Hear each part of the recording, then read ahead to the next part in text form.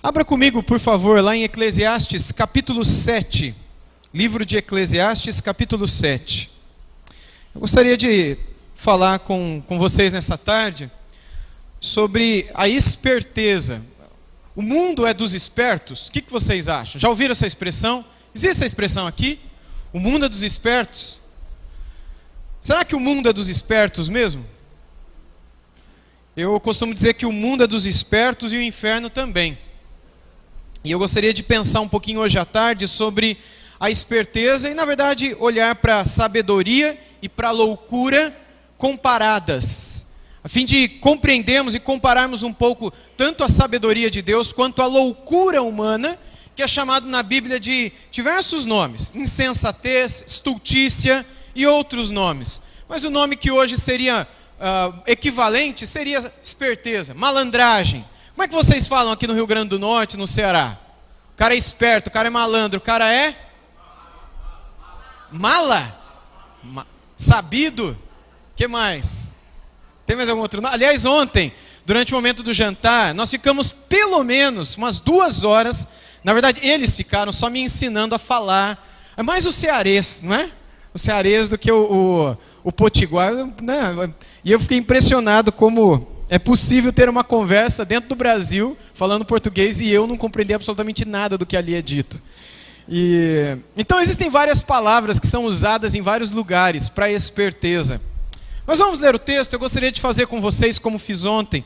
A gente vai ler o capítulo 7, e à medida que a gente for lendo, eu quero falar do texto para vocês e expor o texto aos irmãos. O verso 1 diz: melhor é a boa fama do que o unguento precioso, e o dia da morte melhor do que o dia do nascimento. Salomão continua, aliás, como eu disse na última pregação, Salomão continua a descrever com grande frustração e desânimo a sua percepção da vida.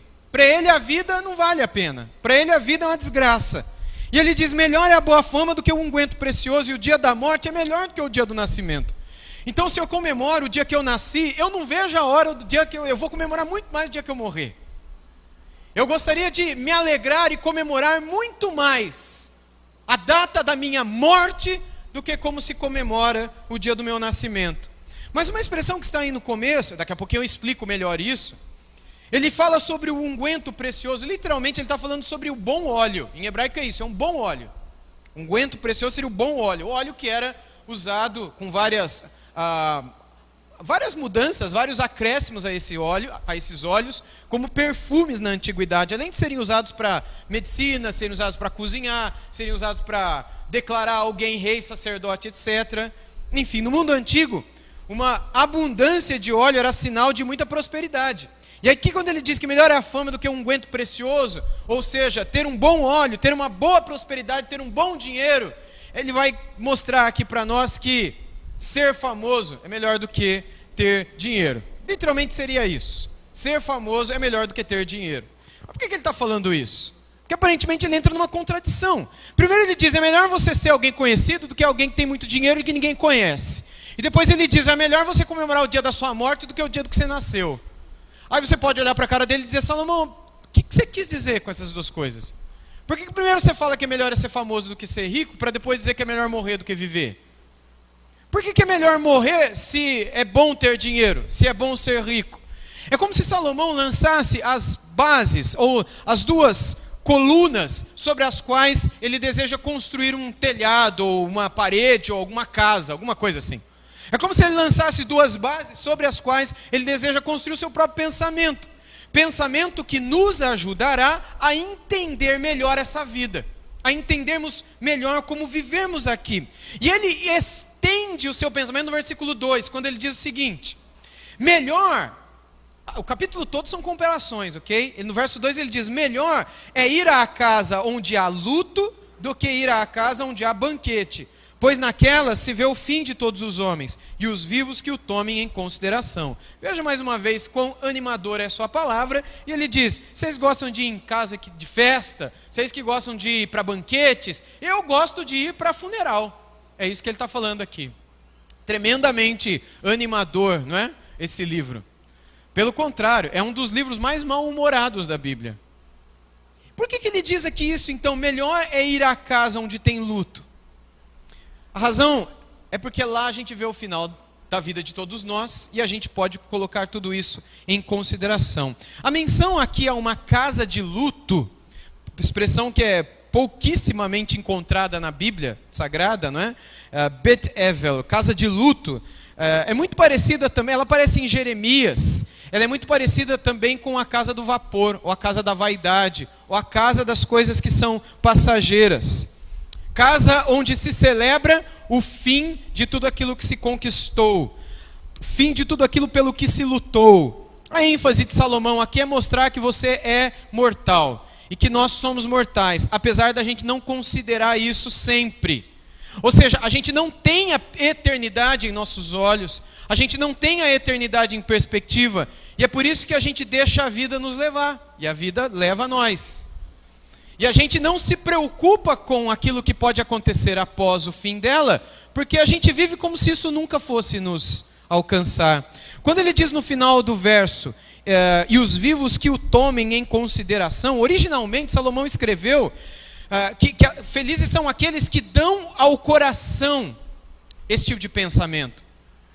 A expressão dar ao coração, inclusive essa palavrinha dar ao coração, a palavra dar é a palavra Natan. Eu tenho um filho com esse nome, e é a palavra que ele usa aqui, que é a palavra do profeta também. Tem alguém que chama Natan aqui? Levanta a mão. Algum Natan? Nenhum Natan aqui. A palavra que ele usa aqui é a palavra Natan, com alguma variação, aquele que presenteia. A palavra Natan tem a ver com isso, com dádiva.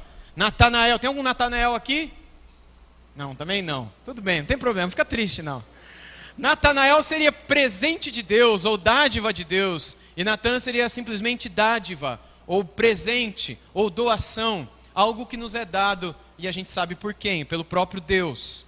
Aqui ele quer colocar justamente essa ideia. Felizes são aqueles, os vivos, que presenteiam o seu coração, que dão essa dádiva ao seu próprio coração. Que dádiva é essa? Um pouco de pensamento na morte.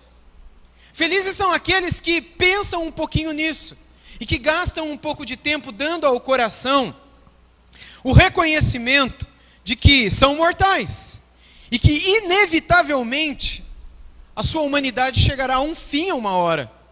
E ele enfatiza isso ao longo de todo o livro de Eclesiastes. Nós somos mortais, uma hora vai acabar. No verso 3 ele diz, melhor é a mágoa do que o riso, porque com a tristeza do rosto se faz melhor o coração.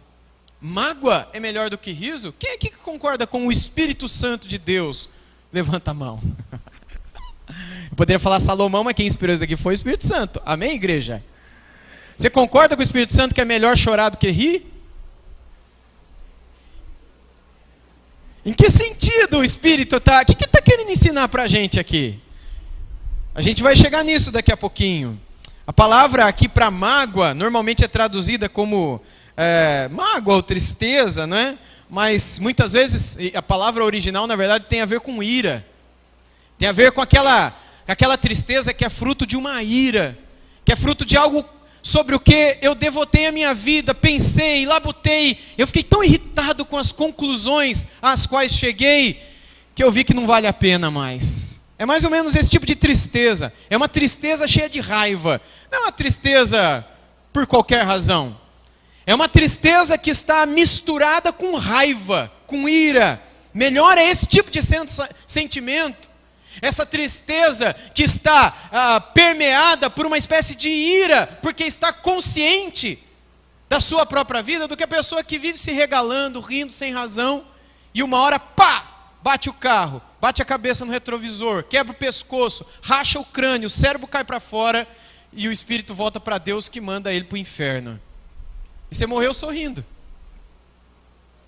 Melhor é aquele que às vezes para pensar, para de sorrir e chega à conclusão de que nada é e nada pode, e de que o seu fim será a condenação eterna no fogo do inferno, e sofre com isso, e quando para pensar no seu próprio pecado, se entristece e fica com raiva disso, porque chega à conclusão de que não pode vencer o próprio pecado, chega à conclusão de que não pode se libertar do vício, não pode se libertar da droga, não pode se libertar da pornografia, não pode se libertar da mentira, da ganância, não pode se libertar da traição, da masturbação, não é capaz de se ver livre de certos laços nos quais e com os quais se envolveu e que agora o prendem.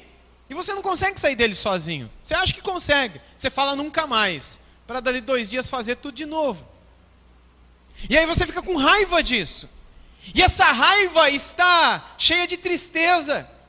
Você chora com raiva, porque você percebe que você é incapaz, que você é impotente, que se alguém de fora não te libertar, você jamais conseguirá se ver livre desses pecados, desses maus hábitos, desses vícios. Por isso é melhor a mágoa, por isso é melhor a tristeza do que o riso, porque a tristeza do rosto faz melhor ao coração. Ele mostra para o teu coração certas coisas que às vezes o riso é incapaz de mostrar. Certas coisas que a casa onde há banquete também é incapaz de te mostrar. Certas coisas que somente a casa de luto, somente o velório te mostra. Certas coisas que somente a lágrima no rosto te convence. No verso 4 ele diz: o coração dos sábios está na casa do luto, mas o dos insensatos na casa da alegria. O coração dos sábios. O coração. Você sabe que o princípio da sabedoria é o temor do Senhor? O temor do Senhor é o princípio da sabedoria, não é? Se você é alguém que teme a Deus, alguém que vive aquilo que a gente cantou há pouco, aliás a gente leu, a gente não cantou, que por Ele, para Ele, por meio dEle são todas as coisas, a Ele, pois seja glória eternamente, amém? Isso que a gente acabou de ler no começo desse encontro, é aquilo sobre o que Deus espera realizar e tratar com a nossa própria vida. Enquanto a nossa vida não for dele, não for para ele, e uma transformação não acontecer por meio do poder dele, e que a ele seja a glória em tudo aquilo, por causa de tudo aquilo que acontecer na nossa vida, a gente não saberá o que é vida ainda. A gente vai quebrar a cara em muitas coisas, em muitos lugares. A gente vai se aventurar a conhecer e a fazer muitas coisas, com a esperança e na expectativa de encontrarmos vida. Por que as pessoas saem de casa às vezes cedo? Por que os nossos avós, nossos bisavós, porque já não é coisa dos nossos pais isso. Você conversar com seu avô, é bem provável que eles não tiveram noivado, eles tiveram fuga. Quantos aqui já ouviu falar que o bisavô fugiu com a avó, com a bisavó? Levanta a mão. Aí, ó, tem alguns que estão meio tímidos, né? Mas pergunta depois para eles, ou pergunta para sua mãe: mãe, o vô fugiu com a avó antes de casar? Você vai se assustar. No passado era normal. Hoje em dia, tenta fugir com teu namorado para você ver o que acontece. É outro tempo, né? Mas naquele tempo passado, quando o povo falam que eles eram mais bobinhos, né? Bobinhos somos nós. Né? Por que eles faziam isso? Porque eles achavam que nisso eles encontrariam vida. Porque a vida estava naquele relacionamento. A vida estava, o futuro estava, a alegria e satisfação estavam naquilo. Algo que não existia naquele tempo, mas que existe hoje, é a entrega às drogas, ou ao álcool, ou a certos relacionamentos que antes eram inimagináveis, mas que hoje são imaginados e vividos, como por exemplo ficar com alguém, coisa que não se imaginava no passado. Se imaginava assim: eu conheci alguém, amo esse alguém, quero me casar com esse alguém, mas meu pai não entende, minha mãe não entende, meu pai não quer, então eu pego e fujo. Fujo para onde? Sei lá, fujo para qualquer lugar. E depois de umas semanas eu volto para casa. Isso há algumas décadas atrás, né? Na época dos nossos avós, bisavós. Hoje em dia, a gente não quer se aventurar a isso, por causa de algumas consequências, então a gente se aventura a ficar com várias pessoas, com o objetivo de alcançar um pouco de satisfação também e prazer. Porque, por que é que a gente fica com alguém? Por que o ser humano fica com uma pessoa? Por que uma pessoa sai numa sexta ou num sábado à noite para quê? Se não para se satisfazer, para encontrar vida, para encontrar alegria. Por quê? Porque isso lhe falta. Porque ninguém vai atrás daquilo que tem. A gente só vai atrás daquilo que a gente não tem. Aquilo que a gente procura encontrar. Como você não tem vida, como você não tem alegria, como você não tem satisfação, se você tivesse, ficava em casa. Mas você sai. Porque lá vai ter alegria, lá vai ter festa, lá vai ter animação, lá vai ter vida. O cristianismo é contrário à vida, à satisfação, à alegria, a algo que te faça sentir prazer, de jeito nenhum. A única questão é que a palavra de Deus nos ensina onde nós podemos encontrar estas coisas. E onde nós não podemos encontrá-las. E aonde também nós podemos encontrar a falsa alegria, o falso prazer e a falsa satisfação. E como o nosso coração é desesperadamente corrupto, como o nosso coração é enganoso, como o nosso coração é coração de ovelha, é bobo, é facilmente enganado e facilmente assassinado, traído, enganado, é necessário que alguém nos pastoreie, é necessário que alguém nos instrua, é necessário que a voz de alguém grite aos nossos ouvidos para que a gente possa ouvir a sua voz e fazer a sua vontade. Mas se nós não ouvirmos a voz desse alguém, certamente ouviremos a de outro. E a voz desse outro será tanto a nossa carne, quanto esse mundo, que será usado seja pelo diabo, seja pelas pessoas que desejam alguma coisa com a nossa própria vida, ou corpo, ou dinheiro, ou posição, ou qualquer outra coisa. De modo que tudo se resume ao seu coração.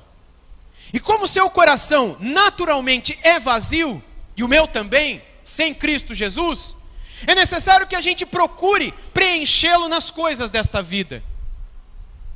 E é por isso que a gente corre atrás de tantas coisas, de tantos prazeres, de tantas festas, de tantas alegrias, casamentos, churrasco, vida, ficar com pessoas, satisfação, um pouco de prazer, porque isso me falta. Salomão, no verso 4 aqui do capítulo 7, ele está tratando justamente isso, sobre o nosso coração. E ele diz que existem dois tipos de coração: o coração do sábio e o coração do insensato, ou seja, do esperto. O coração do esperto é de um jeito, o coração do sábio é de outro jeito. Então aqui a sabedoria e a esperteza estão sendo comparadas por Salomão. E hoje em dia a maioria, para não dizer 90% das pessoas que você conhece, porque a maioria é 50%, né? Mais um. Mas eu diria aqui que 90% das pessoas que você conhece, ou mais, talvez bem mais do que 90%, elas estão dentro daqueles cujo coração é coração do esperto. Porque de fato o mundo é dos espertos. Eles são maioria nesse mundo. Eles estão naquele caminho largo dentro do qual Jesus Cristo disse que a maioria das pessoas estariam. E que é tudo muito fácil, tudo muito bom, tudo muito gostoso, tudo muito tranquilo. Mas o final dele é perdição e destruição eternas. Mas lá as pessoas, elas conseguem a satisfação que têm. Mas lá não está a mão de Deus. Curiosamente, há um outro caminho que é muito pequeno, e nele estão poucas pessoas, e foi Cristo quem disse isso também. E nesse estão aqueles que têm um coração não esperto, mas um coração sábio. Estes são aqueles que estão nas mãos de Deus. Esses são aqueles, neste caminho estão aqueles que vivem o Salmo 16, verso 11, no qual Davi escreveu que na sua presença nós encontramos plenitude de alegria, e na sua destra, o que mesmo? Delícias perpetuamente. Você sabe o que é uma coisa deliciosa? É uma coisa prazerosa, é uma coisa que te traz satisfação. E eu te pergunto, você é alguém que encontra prazer em Deus? Satisfação em Deus? Ele mexe também com as tuas afeições, com as tuas sensações. Você sente prazer em Deus? Ou você sente prazer só quando você está fazendo outra coisa que te dá prazer? Onde é que você encontra prazer nesse mundo? O teu coração, que é, na mentalidade judaica, a sede, o centro de tudo aquilo que você é. O teu coração encontra prazer aonde? Responda para si mesmo. Se você tivesse que sair daqui agora para sentir prazer em alguma coisa, onde é que você encontra prazer? Você sairia para tomar sorvete? Você sairia para comer alguma coisa? Você sairia para... Não, se é para ter prazer, eu quero encontrar uma pessoa muito bonita, eu quero ficar com essa pessoa, porque isso me dá prazer. Você sairia daqui para ver pornografia? É isso que te dá prazer? O que te dá prazer? Se você tivesse que sair agora, o que te descansa a alma e o corpo? É beber? É sair para falar besteira? Tudo bem, você não bebe, você não é dessas pessoas que saem ficando com 4, 5, 14, 15 na noite, Mas você é alguém que gosta de encher a cara, você é alguém que gosta de fugir desse mundo, ou quem sabe se entrega até às drogas. Quem é você? E é onde você encontra prazer? A Bíblia fala que o teu coração foi criado para encontrar prazer. Deus te fez assim. E a palavra de Deus é como um grito dos céus para dizer onde você não deve encontrar prazer. Onde o diabo criou certos prazeres ilusórios, que são uma espécie de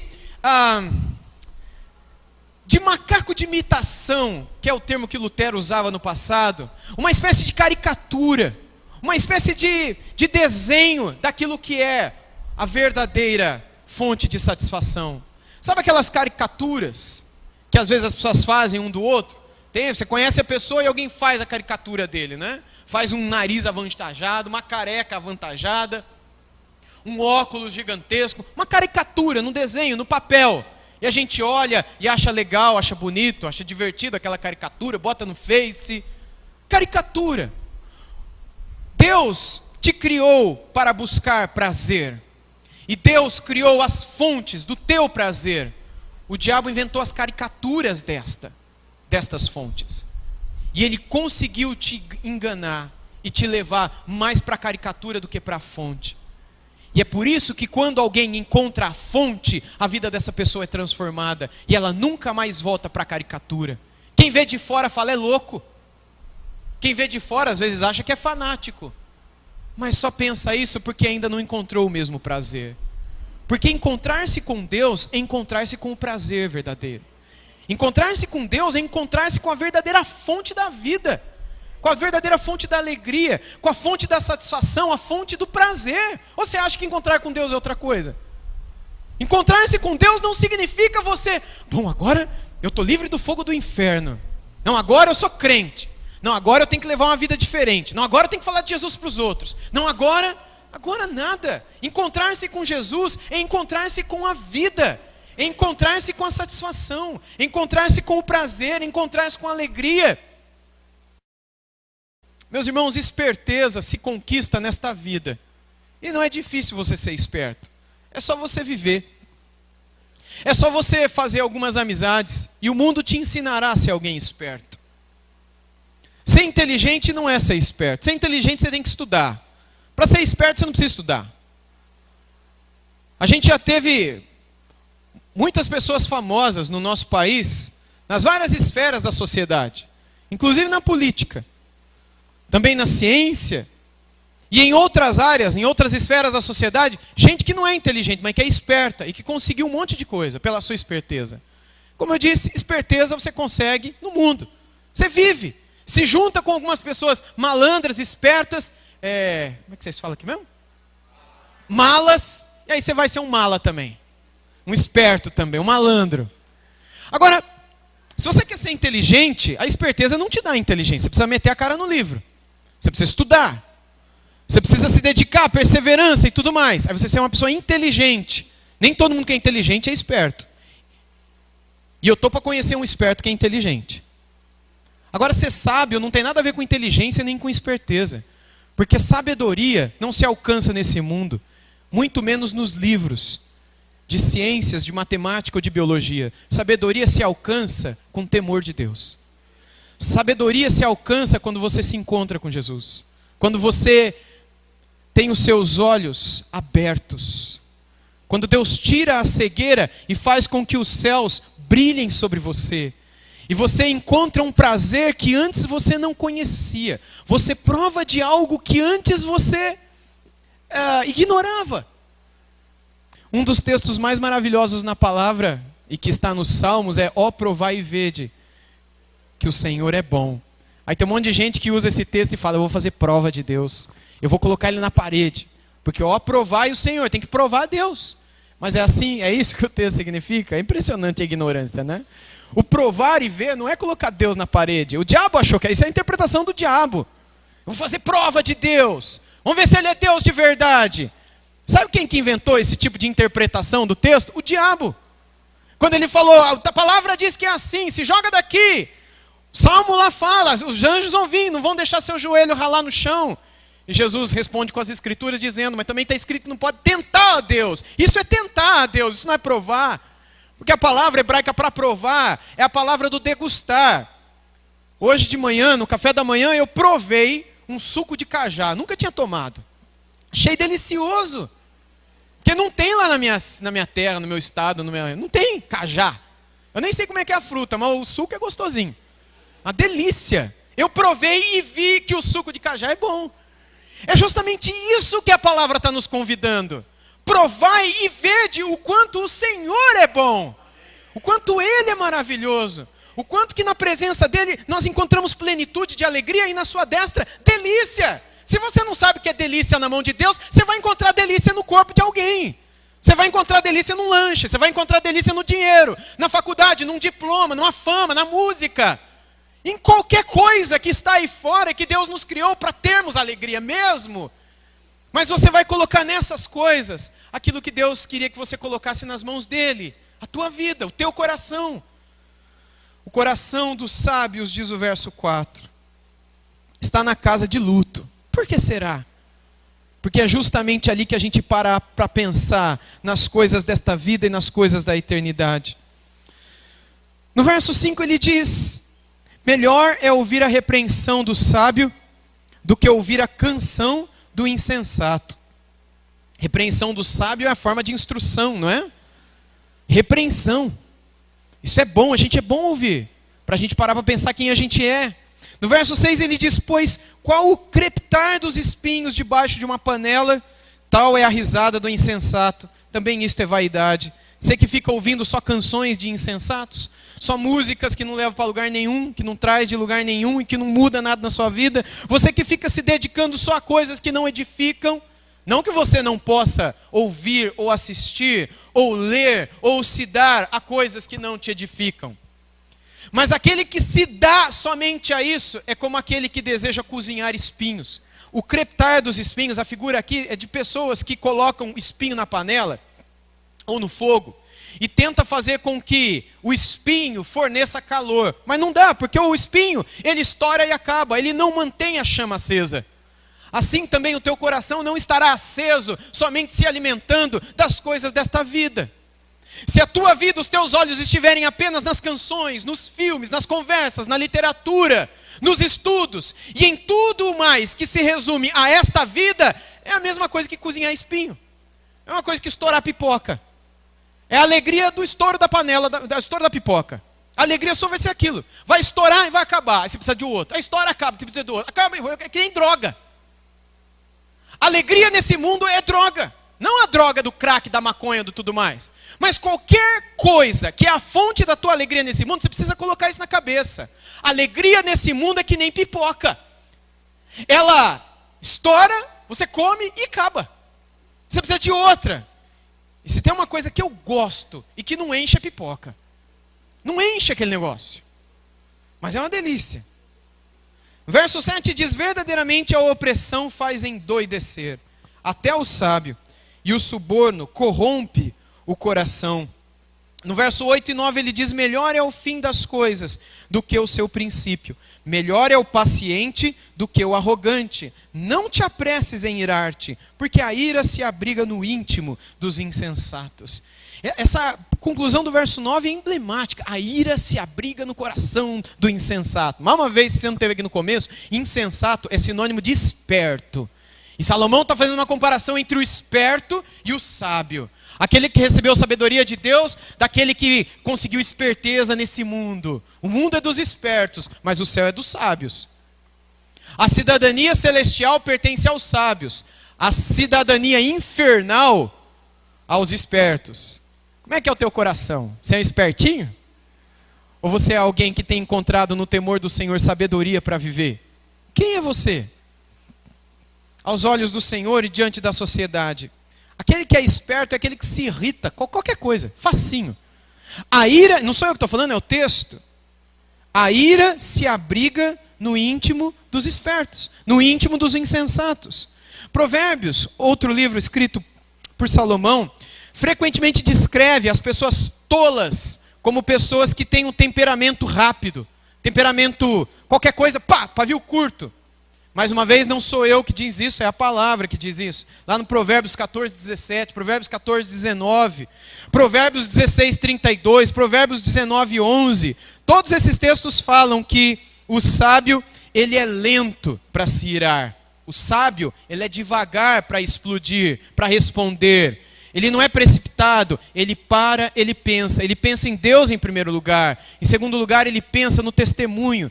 Em terceiro lugar, ele pensa na pessoa, porque ele é alguém que tem o coração cheio de amor por Deus e cheio de amor pelo próximo. Logo, as atitudes, as palavras dele não são insensatas. Eu sou o que eu sou, eu falo mesmo, se tiver que falar, eu falo na cara. Você é o esperto. O mundo é dos espertos, e o inferno também. Eu sou desse jeito, porque minha mãe é espanhola. Meu avô veio da Itália, italiano fala alto, a gente é tudo irritado. Todo mundo briga, come macarrão e briga. Porque a gente veio da Itália, a gente veio do Ceará, a gente veio do Rio Grande do Norte, a gente veio da Bahia, a gente veio do Rio Grande do Sul. E a gente justifica aquilo que é um pecado com alguma coisa assim. Você, certamente como eu, conhece um monte de gente que fala isso. Não, eu sou irritado porque meu pai era tão irritado, minha mãe era tão irritada, qualquer coisa brigava, eu sou assim também. Não, pare com isso. Você é irritado porque você é um pecador. Você é irritado porque você tem ira no seu coração, porque você não domina isso. Sabe quando você vai dominar? Nunca. Você vai morrer desse jeito. Você vai morrer desse jeito. A menos que alguém te domine. A menos que o Espírito Santo te domine, te dê aquilo que é um dos frutos dele, chamado de domínio próprio. Quando o Espírito te domina, a tua vida é transformada. E de filho do trovão, você se torna um apóstolo do amor. Lembra de alguém que passou por essa experiência? Deus, ele quer mudar o nosso coração, de espertos para sábios. Pessoas que querem sempre tirar alguma vantagem e ser melhores do que os outros, para pessoas que têm um coração centrado naquilo que é o melhor e certo aos olhos de Deus. Nos versos 10 a 12 nós lemos: jamais digas, por que foram os dias passados melhores do que estes? Pois não é sábio perguntar assim. Boa é a sabedoria, havendo herança e de proveito para os que veem o sol. A sabedoria protege como protege o dinheiro, mas o proveito da sabedoria é que ela dá vida ao seu possuidor. Interessante essa expressão, protege como protege o dinheiro. Ela dá proteção como o dinheiro dá proteção. Porque tanto a sabedoria quanto a riqueza dão uma certa segurança para a gente. Se você é alguém pobre, você não tem segurança nenhuma. Você não sabe se você vai pagar a conta, você não sabe se você vai comer, você não sabe se você vai viajar, você não sabe se você vai ter dinheiro para comprar um presente para o seu amigo. Você não sabe de nada, porque você não tem dinheiro. E a vida é aquela tensão. Aquela tensão. Mas se você tem um pouco de dinheiro, então você está tranquilo. Porque você sabe que se o filho ficar doente, você vai ter dinheiro para comprar um remédio. Você sabe que se surgir algum imprevisto, você tem dinheiro, você está seguro. E seja você, quem você for, você sabe que no fundo, o dinheiro traz um pouco de segurança para a gente. Aqui Salomão está tentando comparar a sabedoria com as riquezas. Assim como o dinheiro protege o ser humano em algumas situações que ele vive, a sabedoria também o faz. No versos 13 em diante, ele diz: atenta para as obras de Deus. 13 e 14. Pois quem poderá endireitar o que ele torceu? No dia da prosperidade, goza do bem, mas no dia da adversidade, considera em que Deus fez tanto este como aquele, para que o homem nada descubra do que há de vir depois dele. No verso 13 ele diz o que ele torceu, né? Ou seja, aquilo que Deus faz não muda. Daqui para o final do capítulo ele vai começar a destacar a soberania de Deus em alguns aspectos. Aquilo que é apropriado a Deus, aquilo que é bom aos olhos de Deus, aquilo que o próprio Deus faz. Pessoas não podem mudar a ordem de Deus. Pessoas não podem mudar ou desfazer as circunstâncias criadas pelo próprio Senhor Deus. No verso 14 ele deixa mais do que claro que Deus está no controle de todas as situações.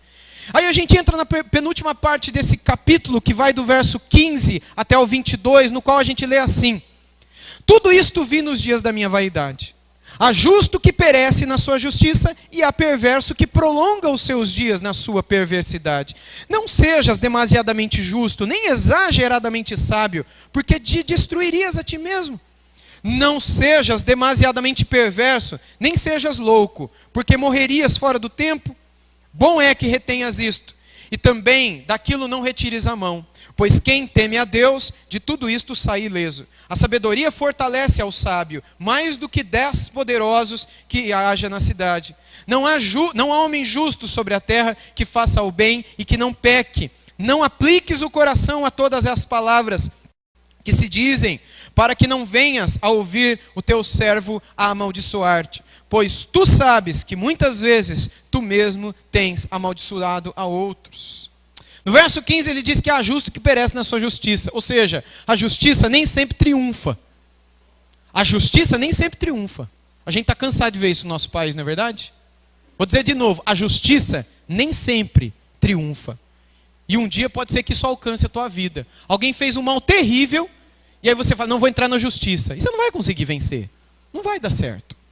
Porque a justiça nem sempre triunfa, pelo menos nesse mundo. Por isso que ele está tão desanimado. E ele vai também colocar que a perversidade às vezes vence. O mal às vezes vence. Embora nos filmes, nos seriados, nas histórias, normalmente o mal perde, na vida não é assim. Na vida real, muitas vezes o perverso ganha.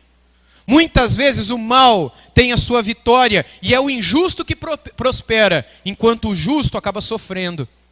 No verso 16 ele fala para você não ser demasiadamente justo. Parece estranho isso também. O que ele quer dizer com isso?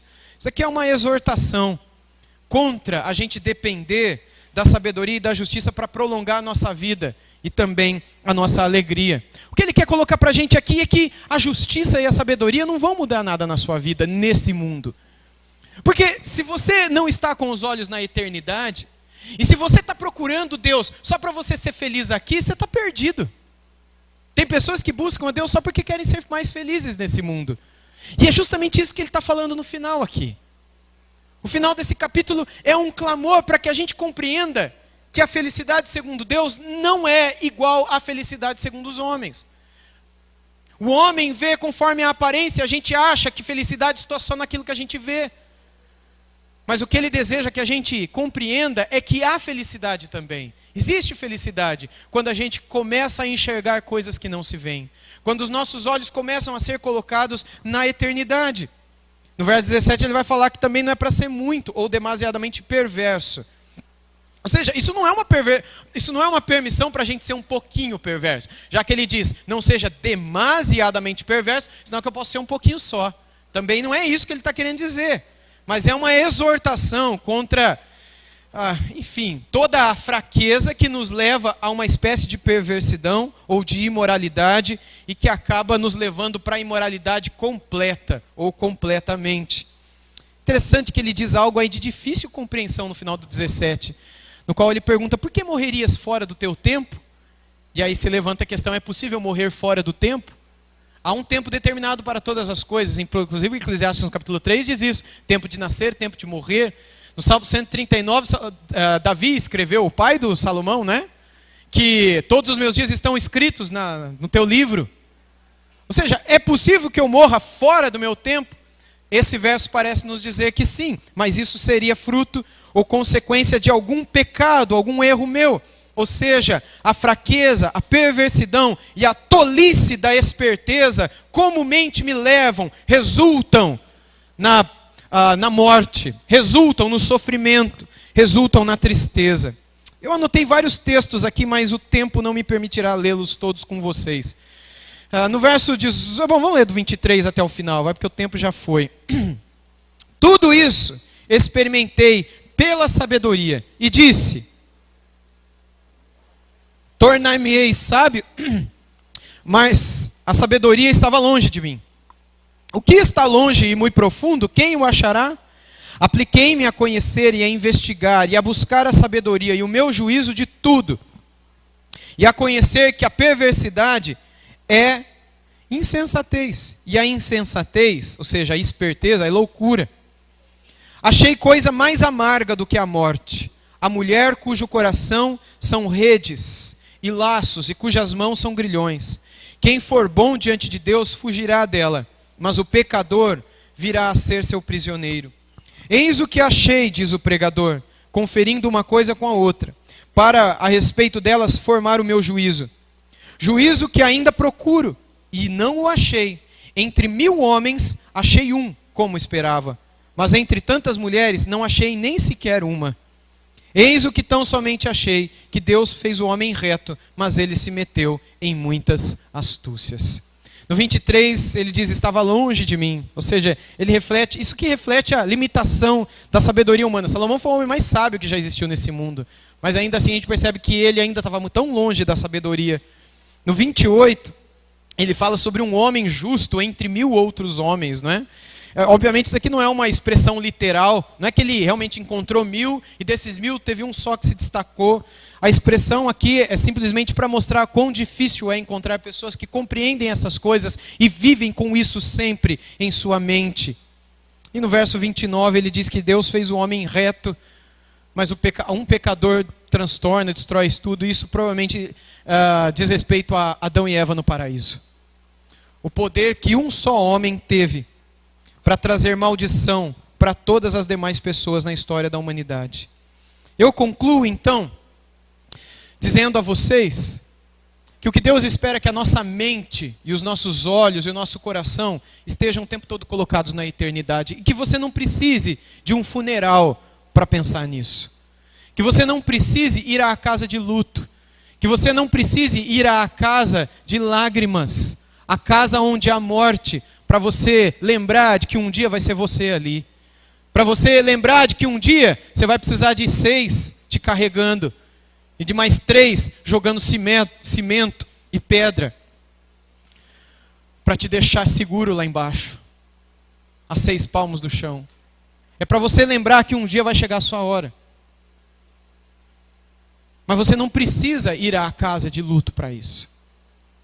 Salomão chega à figura do absurdo, do superlativo, para tentar gritar aos jovens da sua época. Isso fica mais claro no capítulo 12, quando ele diz para a gente se lembrar dessas coisas nos dias da nossa mocidade, antes que venham os dias. Aí ele descreve a velhice, quando já é tarde demais para pensar nisso. É como se ele dissesse, enquanto vocês são jovens, é fácil que vocês mudem a cabeça de vocês. Mas quanto mais vocês viverem, mais maduros, mais experientes, mais difícil vai ser mudar a cabeça de vocês. Mais duro ficará teu coração, por causa de mais pecados ter você cometido na tua vida. E pecado endurece, pecado emburrece, pecado te afasta de Deus, pecado te anula. Deus deseja colocar a tua mente na eternidade. A alegria, gente, às vezes mata. A alegria às vezes cega. A alegria às vezes amputa, às vezes limita. A alegria às vezes tapeia você, distrai você. A alegria às vezes bobeia você. Sabe a barata tonta depois de uma chinelada? Às vezes a alegria é como um chinelo que te entorpece, fazendo com que você não pare para pensar na eternidade. E pensar na eternidade não é pensar em Deus. Pensar na eternidade não é pensar em Jesus, não é pensar no céu, não é pensar nas ruas de ouro. Pensar na eternidade é pensar em você, porque você é eterno. Pensar na eternidade é fazer um planejamento de vida, é pensar no teu fim, é pensar no que vai acontecer com você daqui 1 hora. Ou você acha que daqui 1 hora você vai estar vivo ainda? Você tem essa segurança? Só se você estiver na casa dos insensatos, na casa dos espertos, na casa dos loucos, dos tolos, que acreditam com toda segurança que não vão morrer na próxima hora. Você tem certeza que você vai estar vivo daqui 2 horas? Os sábios sabem que a vida deles é como um vapor, vaidade. A alegria às vezes entristece, porque nos afasta do Senhor e nos impede de pensar naquilo que será o fim de todos nós. O mundo é dos espertos? Eu não tenho dúvida disso. É daquelas pessoas que vivem como loucas, à procura de alguma coisa que as satisfaça, pela simples razão delas não terem se encontrado com o prazer na destra de Deus ainda.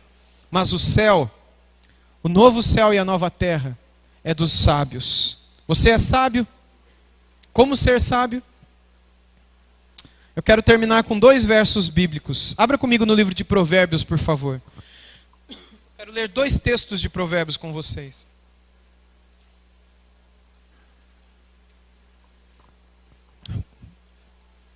começando em Provérbios capítulo 9, versículo 10. Você é sábio? Como ser sábio? Você será sábio quando você tiver lido a Bíblia inteira? Você será sábio quando você tiver feito um curso de teologia? Você será sábio quando você tiver lido um livro de um autor famoso? Quando é que você vai ser sábio? São essas coisas que lhe trazem sabedoria? É lógico que não. Como é que você se torna alguém sábio?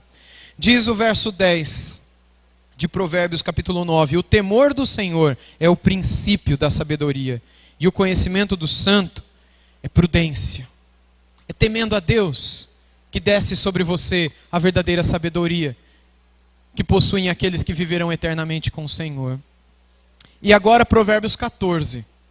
Provérbios capítulo 14, versículo 27. Será que é mais feliz o espertão ou aquele que teme a Deus e é sábio? Provérbios 14, 27 diz que o temor do Senhor, ou seja, o princípio da sabedoria, é fonte de vida para evitar os laços da morte. Sabe como os meus pés, sabe como os seus pés podem ser livres, libertos, protegidos dos laços da morte, dos laços do diabo, que o tempo todo cria armadilhas para te destruir? Sabe o que é que pode te proteger para que você não caia nesses laços? A sabedoria. A sabedoria que vem de Deus, que não somente te livrará, como também fará com que você desfrute da verdadeira fonte da vida, da verdadeira fonte da alegria, da verdadeira fonte do prazer, da verdadeira fonte das delícias. Você encontrará a fonte da vida. Quem a encontra, nunca mais a abandona. Quem desta fonte bebe, nunca mais terá sede. Ao contrário, do seu interior fluirão rios de água viva. Meus irmãos,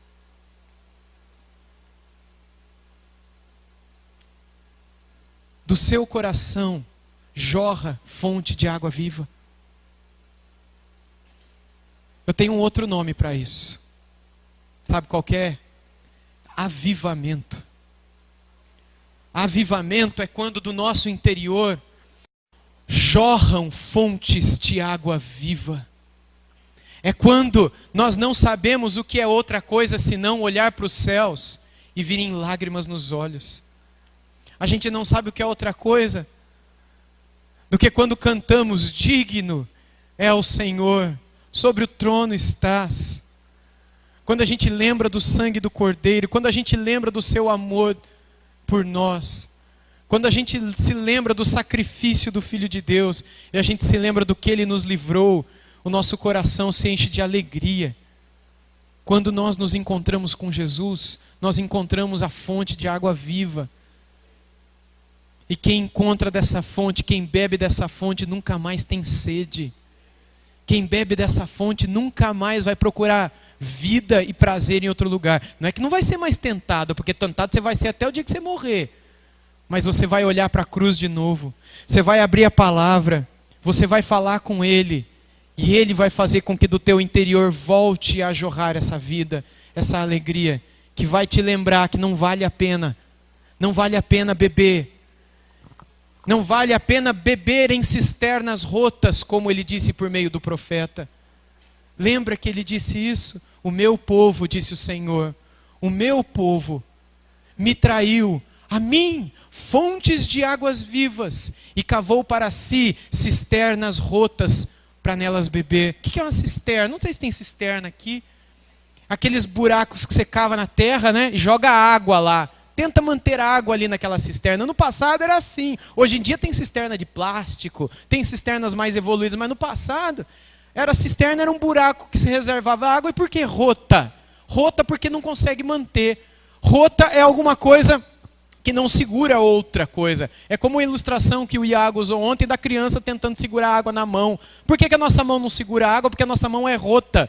No passado eles tinham a expressão boquirroto ou boca rota. O que significa isso? É o fofoqueiro. É a pessoa que você conta alguma coisa e a pessoa solta, escapa para todo mundo. É a boca rota, boquirrota. Você conhece boquirroto? Tem boquirrota aqui? Você conta alguma coisa, a pessoa conta para todo mundo. Não consegue segurar. Cisterna rota. Você joga água, mas a água não dura. A água fica barrenta. A água fica suja. E o meu povo olha para essa aguinha cheia de barro que eles mesmos inventaram. E ao invés de beber de mim, fonte de água viva, vai para a cisterna rota. E eles acham que são espertos. Porque eles estão ficando. Estão bebendo, estão saindo, estão mentindo, estão enganando, estão ganhando dinheiro de forma ilícita e estão achando que estão bem. Acham que isso é alegria. Isso é cisterna rota. Essa é uma alegria que passa. É uma água que não satisfaz. Mas eu estou aqui, diz o Senhor. E a quem de mim bebe, nunca mais tem sede e nunca mais me troca por outra fonte nesse mundo.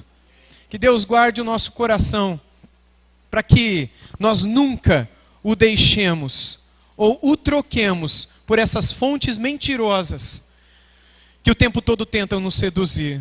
Que quando formos colocados em xeque, que quando forem comparados os sábios e os loucos deste mundo, os sábios e os espertos, Deus possa nos contar junto daqueles que o temem e possa olhar para a sua vida e ver que há em você alguém que tem temor do Senhor, alguém que é sábio, alguém que sabe tomar melhor as decisões, alguém que não se dá o impulso da própria carne, da própria língua, dos próprios olhos, dos próprios dedos, mas é alguém que se dá ao impulso do Espírito Santo e permite que o Espírito guie sua vida, transforme a tua vida e te encha de alegria. Que Deus nos guie e nos abençoe. Amém? Vamos orar. Amantíssimo Deus, nós te louvamos pela tua santa palavra que nos é sempre um convite e uma lembrança. O convite, Senhor Deus, a que venhamos a Ti, corremos para Ti, a fim de que em Ti encontremos esta vida e essa alegria. Obrigado, Senhor Deus, por esse convite e obrigado pela lembrança de que o mundo está condenado. O mundo está furado, embora o diabo tenha tentado enchê-lo com alegrias que vazam, alegrias que não duram, falsos prazeres, mas que enganam os espertos, que enganam os loucos, os insensatos, os tolos, que acham que em Ti não está a vida. Senhor Deus, que o Senhor tire a cegueira dos olhos daqueles que estão aqui conosco e que talvez não tenham encontrado em Ti ainda prazer e delícias e satisfação. Não permita, Senhor Deus, que essas pessoas percam esta palavra. Não permita que o diabo roube a semente da Tua palavra do coração dessas vidas, mas que ela permaneça falando à mente, incomodando o coração, até o dia que esta pessoa possa Te encontrar, Jesus, possa encontrar a verdadeira vida, possa beber desta fonte, que mudará a vida dessa pessoa para todo sempre. Obrigado por teres mudado as nossas vidas. Obrigado por ter nos colocado em Tuas santas mãos. E obrigado por hoje podemos, numa tarde como essa, estarmos aqui bebendo dessa fonte, que traz tanta alegria, esperança e paz ao nosso coração. Nós Te bendizemos e Te agradecemos, no nome santo e poderoso do Teu precioso Filho Jesus, a quem seja a honra e a glória e o louvor para todos sempre. Amém.